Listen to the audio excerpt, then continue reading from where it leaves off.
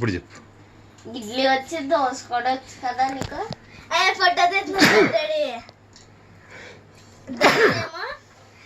First పిండి కలిపేసాక ఉప్పు వేసేసి పిండిలో అదంతా చేసేసిన తర్వాత అదేంటిది అది ఉంటాయి కదా గట్టి గట్టి తీసుకొని పెనం మీద ఇలా వేసి స్టవ్ వెలిగించేసి పెనం మీద ఇలా వేసేసిన తర్వాత అప్పుడు దాని తర్వాత అది ఉంటుంది కదా గట్టి దాన్ని తీసుకుని ఇలా తిప్పి ఇలా వేసి ముందు కిందంతా కొంచెం మాడాక మళ్ళీ దాన్ని తీసారు గెయ్యాలి. అది కొంచెం మాడాక ప్లేట్లో తీసారు. మొత్తం కట్టు మాడాలంట. గుడ్డు పొట్ట సరిగ్గా చెప్పు. గుడ్డు పొట్ట స్టార్టింగ్ చెప్పు. నువ్వు సరిగ్గా చెప్పలేదు. స్టవ్ వెలిగించడం చెప్పలేదు. ఏది కాదు గుడ్డట్ట గుడ్డు పొట్టనా గుడ్డు పొట్ట వెలిగించాలి. ఏది ఇప్పుడు చెప్పాను.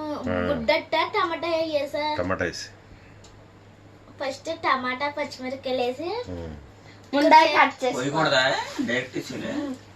ఫస్ట్ స్టవ్ వెలిగించి నూనె వేసి డేక్ష పెట్టి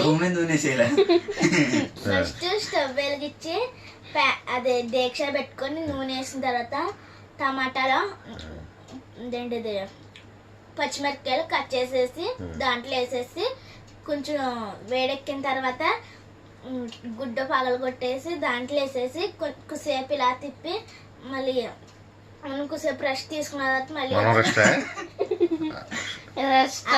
అది కూడా మనం రెస్ట్ తీసుకున్నాక మళ్ళీ మూత తీస్తే అవన్నీ మాగిపోయి ఉంటాయి. దాని తర్వాత అప్పుడు ఏంటిది అయిపోయిన తర్వాత ఉప్పు కారం ఏమేరు చెప్పైతే దాని తర్వాత అప్పుడు తీసి పక్కన పెట్టాలి. బౌల్లో సర్వింగ్ చేస్తారా తింటారు.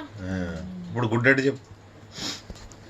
గుడ్డట్ట ఫస్ట్ నూనె పెట్టి స్టవ్ వెలిగించి డేక్ష ఎత్తుకొని నూనె పోసి దాని తర్వాత గుడ్డు పగలగొట్టి ఉప్పు కారం వేసి ఎల్లగన్నిన తర్వాత దాని తర్వాత అప్పుడు గుడ్డట్టు దీక్షలో వేసిన తర్వాత అది ఇలా తర్వాత అది మళ్ళీ ఇంకోసారి తిప్పిన తర్వాత అది అయిపోద్ది గుడ్డట్టు. అప్పుడు తీసి ప్లేట్లో పెట్టుకొని తినాలి.